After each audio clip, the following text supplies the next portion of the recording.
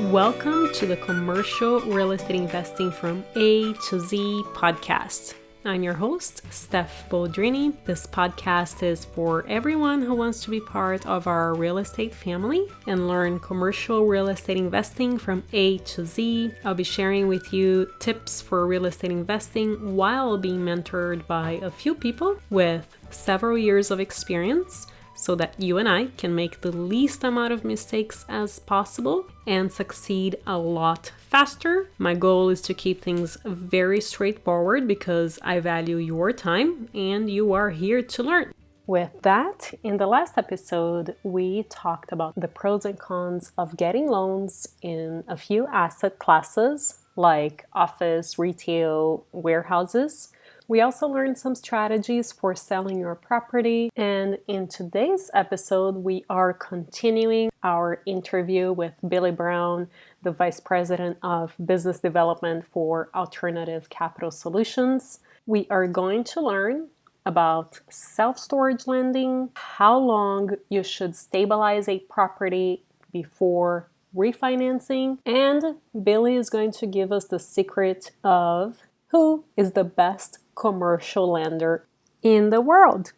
Here we go. My mentor here locally said this a lot. It's not about real estate. You're not a real estate investor. You're in the business of finance, and the asset is real estate. You are in the finance game. You can exploit that into your own profitability. We haven't talked about this one, which is self-storage. Self-storage is great. Did you know that SBA will lend on self-storage? I did not know. SBA has a lot of options for self-storage if it's the right size, even ground up. What would be the size? Probably over $1 million.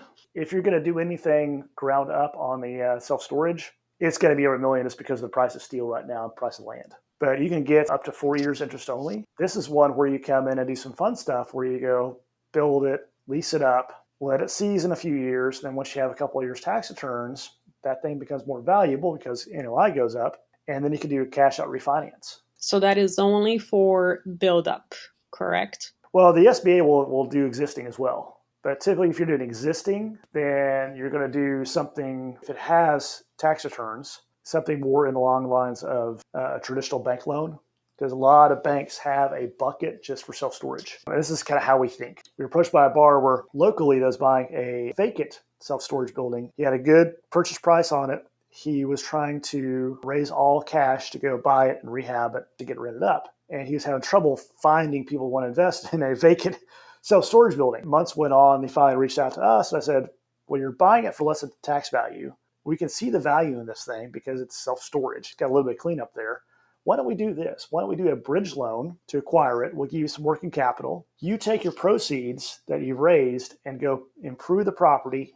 At the same time, we will be underwriting an SBA loan for the takeout in 3 to 4 months once it gets to a certain occupancy, usually 50, 60% or lease up is what they're looking for. And sure enough, we did it. The bridge loans are more expensive. We're not going to talk about that in this episode. We can talk about that later. But the bridge loan is an in and out type of deal, a little higher interest rates. But they executed it. We were parallel to them underwriting it. And as soon as they got that thing to the point of the lender wanted, then we took it out with the SBA loan. And not only did we pay off the bridge loan, we paid off the money he raised for the improvements and gave him $100,000 cash out in 4 months. 4 months? So what was the requirement from the second bank in terms of occupancy? Because 4 months. Yeah, they got to show some. I mean, debt servicing is one of those things. It's such a low loan amount that once you got to a certain point, it's pretty easy. But it was in the 60 to 70% range. Wow, amazing. Yeah, we have different lenders that will do different things. That was just one. They love self-storage. They get it. There's a strong pro forma, and these guys are fairly strong on their day jobs. They weren't too scared about it. You know, imagine if you're a syndicator and you go stumble across something like this. No bank wants to lend on something vacant. You can get some longer amortizations in self-storage, the 25, sometimes 30-year amortized loans. There are non-recourse options out there on the bigger stuff. And then there's lots of ways to go play with lending and go do that infinite cash on cash. Now, assumable and supplementals and all that are not common in that world unless you get the big big stuff. Players like us, that's not even a part of it. But you can do cash out refinances fairly easy once you get the net operating income up there to replace your investors and replace your working capital. And I think you have a self-storage building. Is that right? You like some self-storage? Yes, that's the asset class I decided on for the moment where the economy is at this point in time. Yeah, self-storage is great. Those tenants, those light bulbs, they don't complain much. They don't. You replace some springs, you replace some locks, you replace some light bulbs. You don't need running water. Many places you don't need the site to even perk. It's beautiful. Well, fortunately and unfortunately, the cap rates have come down on those things and squeezed it, but there are still some smaller mom and pop deals out there that are for sale. If your investors out there are looking for stuff, find them. We can definitely help you out on the lending for those. I kind of like it because it's the creative lending, but also because they're just super cash flow. So are you ready for the last one? Are you ready for me to disclose So ready. So the excited. best lender out there? I want all the listeners out there to take a pen and paper, write this down. This is the absolute best lender out there, no matter what the deal is. You know what the best lender is? I have no clue. I'll give you 3 guesses. I would say me, myself, and I, and maybe family members, friends, everyone around us. Close. Okay. The absolute best lender out there, the seller. Of course. Yes. Why would a lender, a commercial lender like myself, and investor, want to tell you go get seller financing? Because you are actually a good lender. Yes, most people will tell you that. But here's the other little secret. And again, don't tell anybody. It's between you and me. Okay. No one else should know about this. Even listeners, don't share this out there. Commercial lenders are much better at refinances than they are at purchases. That is a big tip right there, Billy. Thank you. How long should we stabilize the property until we call you for refinance? I would start on the front end because sometimes I could even help you, give you some tips on negotiating the financing because I love seller financing. Last 2 deals, well, besides the multifamily that I did, the triplex we bought and now I'm trying to sell is also seller financed.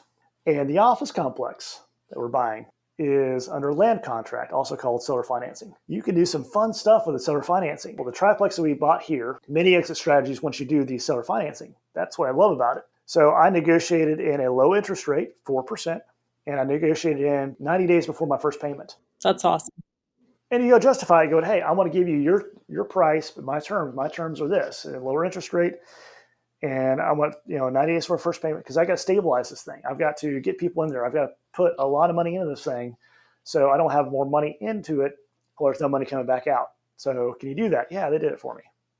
And I want a longer loan, with a couple extensions built in. You can also negotiate limited recourse or non-recourse. And how long was the loan for? 3 years, 4 years? It really just depends on your terms that you're negotiating. I mean, gosh, if you get decent terms, why would you want to refinance?